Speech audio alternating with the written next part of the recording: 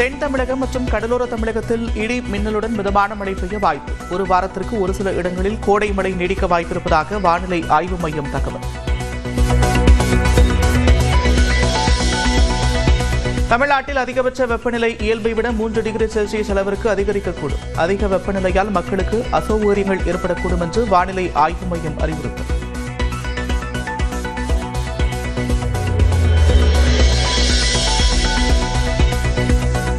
தங்கத்தின் விலை சவரனுக்கு 2720 ரூபாய் உயர்ந்து 1,13,600 ரூபாய்க்கு விற்பனை. கிலோவுக்கு 10,000 ரூபாய் உயர்ந்து 2,65,000 ரூபாய்க்கு விற்பனையாகும் வெள்ளி.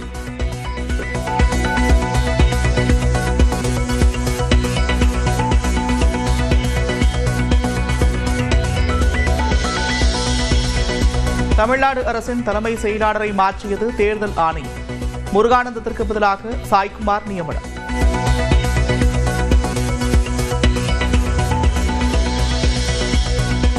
தமிழ்நாடு லஞ்ச ஒழிப்புத்துறை மற்றும் ஆயுதப்படை டிஜியாக சந்தீப் மிட்டல் நியமனம்.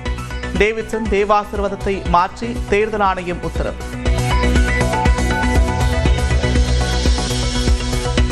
திருவண்ணாமலை தேரடி வீதியில் நடந்து சென்று வாக்கு சேகரித்த முதலமைச்சர் மு க ஸ்டாலின் வியாபாரிகள், சமூக ஆர்வலர்கள் உள்ளிட்டோரிடம் ஆதரவு திரட்டினார்.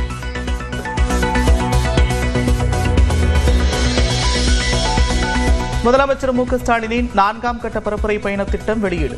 தஞ்சையில் நாளை மறுநாள் மாலை 5 மணிக்கு பரப்புரை மேற்கொள்வார் என்று அறிவிப்பு.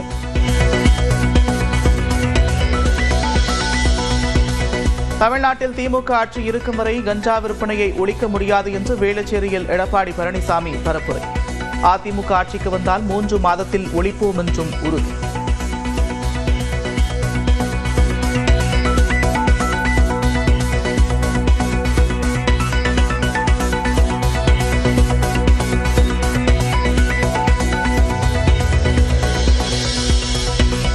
தென்காசி மாவட்டம் ஆலங்குளம் அருகே பதநீர் இறக்கிய தொழிலாளி மீது உதவி ஆய்வாளர் துப்பாக்கிச் சூடு நடத்தியதாக எடப்பாடி பழனிசாமி குற்றச்சாட்டு. எஸ்ஐ மீது நடவடிக்கை எடுக்க வேண்டும் என்று டிஜிபிக்கு வலியுறுத்தல்.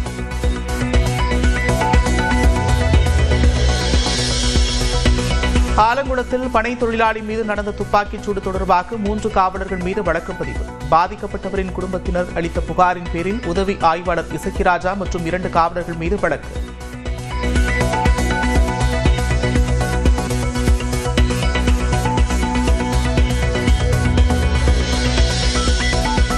அதிமுக உதவியுடன் பாஜக தமிழ்நாட்டில் காலூன்ற பார்ப்பதாக திருவள்ளூர் பரப்புரையில் துணை முதலமைச்சர் உதயநிதி ஸ்டாலின் விமர்சனம். அதிமுகவிற்கு விடும் ஒவ்வொரு வாக்கும் பாஜகவிற்கான வாக்கு என்றும் பேச்சு. அதிமுகங்கிற போர்வைக்குள்ள ஒளிஞ்சுக்கிட்டு பாஜக தமிழ்நாட்டுக்குள்ள வர பார்க்குது. அதனால இந்த தேர்தல் மிக மிக முக்கியமான தேர்தல்.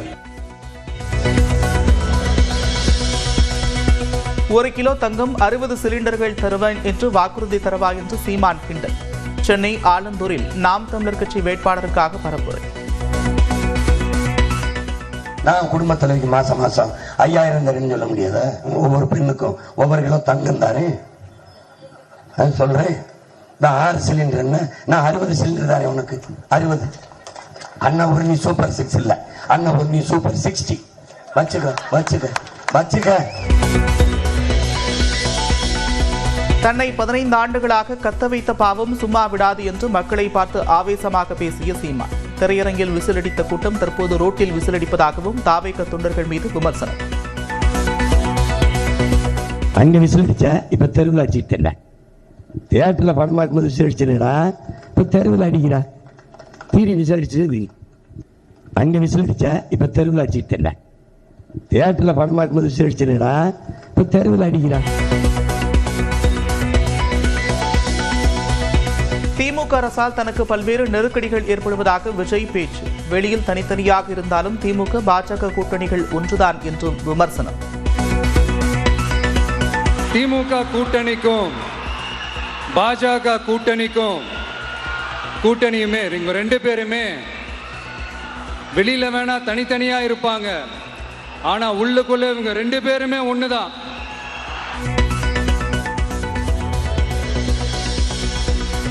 தமிழ்நாடு காங்கிரஸை கோடிகளை கொடுத்து திமுக பாக்கெட்டில் போட்டுக் கொண்டதாக விஜய் விமர்சனம். உண்மையான காங்கிரஸ் தாவேக பக்கம் இருப்பதாகவும் பேச்சு. கோடிகளை கொடுத்து நம்ம தமிழ்நாட்டு காங்கிரஸை பையில போட்டுக்கிட்டாங்க. யாரு? ஸ்டாலின் சார். ஆனா உண்மையான காங்கிரஸ் யாரு பக்கம் நிக்குது? நம்ம பக்கம் நிக்குது.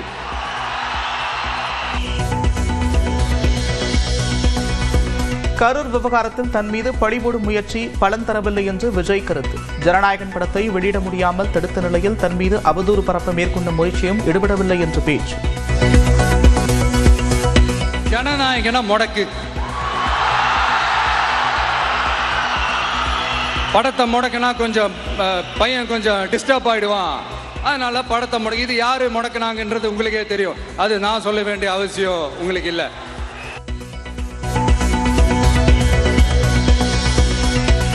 தேர்தலுக்கு 30 நாட்கள் இருக்கும்போது தன்னை சுற்றியிருப்பவர்களை வைத்து அவதூறு பரப்பியதாக விஜய் குற்றச்சாட்டு. மனைவி சங்கீதா தொடர்ந்த அவதூறு வழக்கை நெல்லை பரப்புரையில் மறைமுகமாக குறிப்பிட்டு விஜய் பேச்சு. நம்மளை சுத்தி இருக்கிறவங்களை வச்சு, அதாவது இத்தனை வருஷமா வெயிட் பண்ணி இப்போ எலெக்ஷனுக்கு 30 நாளைக்கு முன்னாடி கரெக்டா அந்த டைம் பார்த்து ஒரு அவதூறு பரப்ப வேண்டியது, அது என்னன்னு உங்களுக்கே தெரியும். அதுவும் மக்கள் கிட்ட எடுபடல.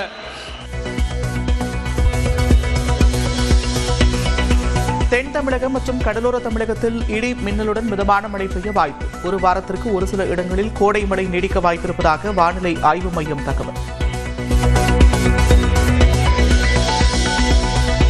தமிழ்நாட்டில் அதிகபட்ச வெப்பநிலை இயல்பை விட 3 டிகிரி செல்சியஸ் அளவிற்கு அதிகரிக்கக்கூடும். அதிக வெப்பநிலையால் மக்களுக்கு அசௌகரியங்கள் ஏற்படக்கூடும் என்று வானிலை ஆய்வு மையம் அறிவுறுத்தல்.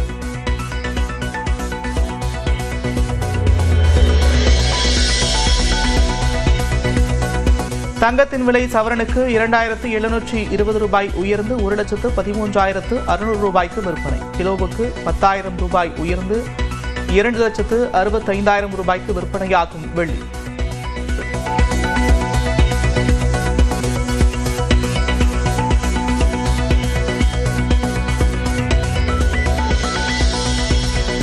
தமிழ்நாடு அரசின் தலைமை செயலாளரை மாற்றியது தேர்தல் ஆணையம். முருகானந்தத்திற்கு பதிலாக சாய்குமார் நியமனம்.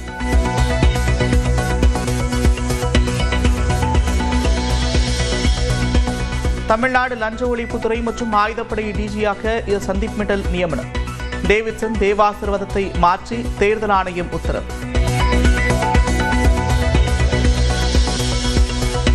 திருவண்ணாமலை தேரடி வீதியில் நடந்து சென்று வாக்கு சேகரித்த முதலமைச்சர் மு க ஸ்டாலின் வியாபாரிகள், சமூக ஆர்வலர்கள் உள்ளிட்டோரிடம் ஆதரவு திரட்டினார்.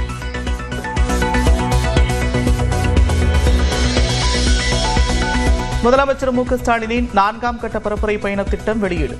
தஞ்சையில் நாளை மறுநாள் மாலை 5 மணிக்கு பரப்புரை மேற்கொள்வார் என்று அறிவிப்பு.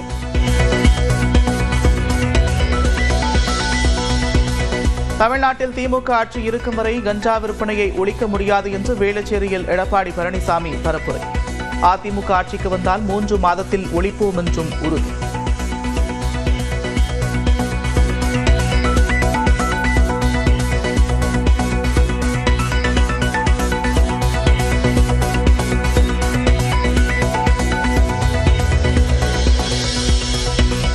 தென்காசி மாவட்டம் ஆலங்குளம் அருகே பதநீர் இறக்கிய தொழிலாளி மீது உதவி ஆய்வாளர் துப்பாக்கிச் சூடு நடத்தியதாக எடப்பாடி பழனிசாமி குற்றச்சாட்டு. எஸ்ஐ மீது நடவடிக்கை எடுக்க வேண்டும் என்று டிஜிபிக்கு வலியுறுத்தல்.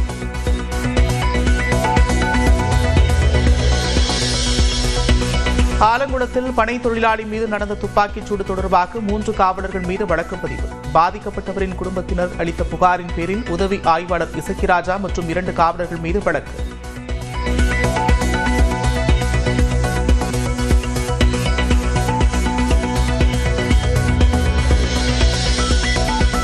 அதிமுக உதவியுடன் பாஜக தமிழ்நாட்டில் காலூன்ற பார்ப்பதாக திருவள்ளூர் பரப்புரையில் துணை முதலமைச்சர் உதயநிதி ஸ்டாலின் விமர்சனம். அதிமுகவிற்கு விடும் ஒவ்வொரு வாக்கும் பாஜகவிற்கான வாக்கு என்றும் பேச்சு. அதிமுகங்கிற போர்வைக்குள்ள ஒளிஞ்சுக்கிட்டு பாஜக தமிழ்நாட்டுக்குள்ள வர பார்க்குது. அதனால இந்த தேர்தல் மிக மிக முக்கியமான தேர்தல். 1 கிலோ தங்கம் 60 சிலிண்டர்கள் தருவேன் என்று வாக்குறுதி தருவா என்று சீமான் கிண்டல்.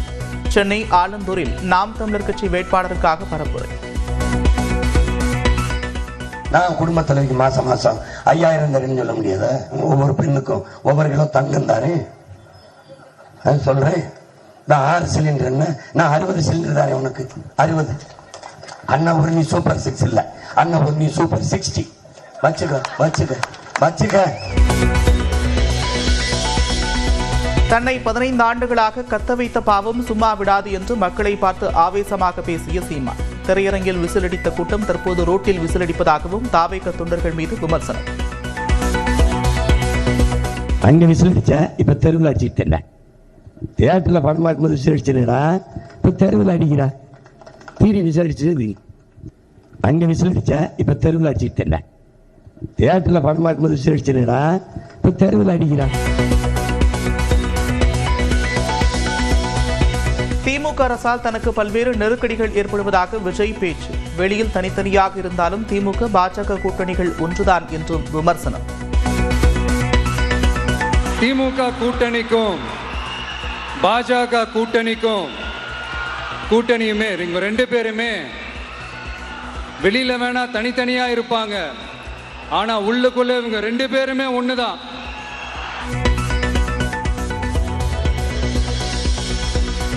தமிழ்நாடு காங்கிரஸை கோடிகளை கொடுத்து திமுக பாக்கெட்டில் போட்டுக் கொண்டதாக விஜய் விமர்சனம். உண்மையான காங்கிரஸ் தாவேக பக்கம் இருப்பதாகவும் பேச்சு. கோடிகளை கொடுத்து நம்ம தமிழ்நாட்டு காங்கிரஸை பையில போட்டுக்கிட்டாங்க. யாரு? ஸ்டாலின் சார். ஆனா உண்மையான காங்கிரஸ் யாரு பக்கம் நிக்குது?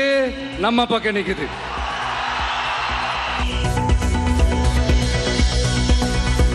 கரூர் விவகாரத்தில் தன் மீது பழிபோடும் முயற்சி பலன் தரவில்லை என்று விஜய் கருத்து. ஜனநாயகன் படத்தை வெளியிட முடியாமல் தடுத்த நிலையில் தன் மீது அவதூறு பரப்ப மேற்கொண்ட முயற்சியும் ஈடுபடவில்லை என்று பேச்சு.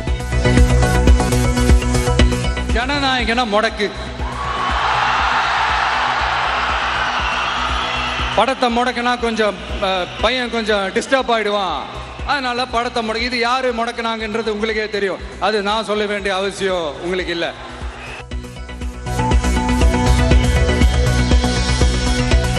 தேர்தலுக்கு 30 நாட்கள் இருக்கும்போது தன்னை சுற்றியிருப்பவர்களை வைத்து அவதூறு பரப்பியதாக விஜய் குற்றச்சாட்டு. மனைவி சங்கீதா தொடர்ந்த அவதூறு வழக்கை நெல்லை பரப்புரையில் மறைமுகமாக குறிப்பிட்டு விஜய் பேச்சு.